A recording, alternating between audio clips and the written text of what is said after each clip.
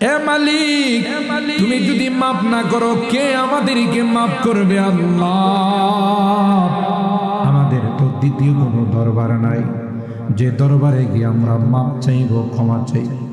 মালিক রে, মেহেরবানি করে আমাদের সকল আর গুনাহ খাতাগুলো মাফ করে দাও।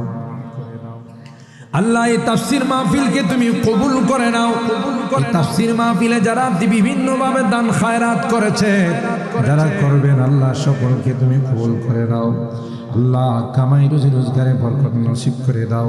আসমানি জমিনি বিপদ আপদ থেকে হেফাজত করো আল্লাহ, ইয়া আরহামার রাহিমিন। আল্লাহ, যারা যে নিয়তে দান করেছেন সকল আর দানগুলোকে তুমি কবুল করে নাও।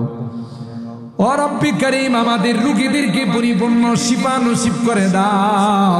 শিফায়ে কামেলা আজলা দায়মা মুস্তামিরা নসিব করে দাও। অভাবীদের অভাবকে দূর করে দাও, পেরেশানিওয়ালাদের পেরেশানিকে দূর করে দাও, মুসিবত জাদাদেরকে মুসিবত থেকে উদ্ধার করে দাও। ও রব্বি করিম, আল্লাহ, তুমি তাকাইয়া দেখো তোমার বান্দা বান্দিরা আল্লাহ কাঙ্গালের মতো দুইখানা হাত বাড়াইছে। জানি না কে কি উদ্দেশ্য নিয়ে হাত বাড়াইছে। তুমি তো অন্তর্যামী আল্লাহ, সকল আর দিলের নেক মাকাসেদ গুলো পূরণ করে দাও।